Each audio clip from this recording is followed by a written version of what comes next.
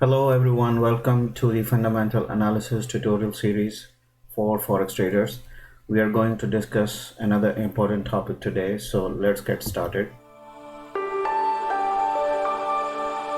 So today we are going to discuss GDP and its related metrics. So let's see what it is.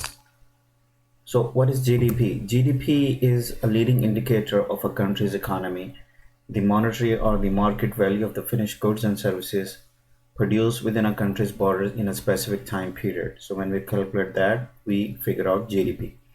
And GDP is calculated on a yearly basis as well as on a quarterly basis. And when we determine quarterly analysis, then we determine whether the economy is expanding, is producing more goods and services, or contracting or decreasing output. It also gives an analysis of how one country's economy is performing against another country or countries. And a country's GDP takes into account all of the private and public spending and output, investment and net exports. And net exports, we determine it with the total exports minus total imports. So let's see what are the other metrics used with the GDP. So we have number one, GDP annual growth ratio, number two, GDP per capita, number three, GDP per capita purchasing power parity, and number four, debt to GDP ratio. So let's see one by one what are these. So GDP annual growth ratio, it is the ratio GDP is increasing annually as the name suggests. So higher this ratio, it means the economy is performing better. So if this ratio is less than 1, it means that GDP is declining. And we determine GDP per capita when total population is divided with the GDP gives a figure which is considered an average earning per citizen. And GDP per capita calculates the average earning of citizen, but it does not give any information about how expensive the living standard is in a country. Okay, so GDP per capita purchasing power parity solves this issue. So when we need to determine the living standard of a country, then we use GDP per capita purchasing power parity. So let's see what is GDP PPP.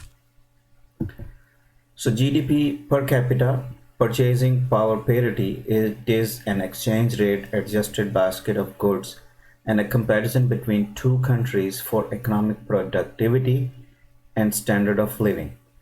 So let's look at it from an example.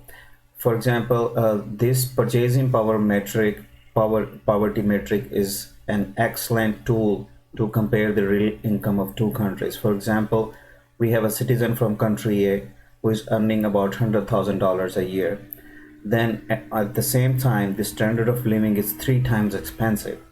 And then we have a citizen of a country B who is earning half the amount of country A, which is like $50,000, but then the citizen of country B, the standard of living is way less than the standard of living of country A. So it means though this citizen of country B is earning less, but he has more income than the citizen of country A.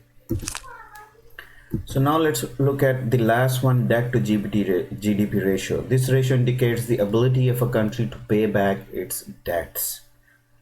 Alternatively, this ratio can be taken as number of years a country needs to pay its debt if they use all of their GDP to pay back the debt. And debt to GDP ratio is calculated is equal to total debt divided by total GDP.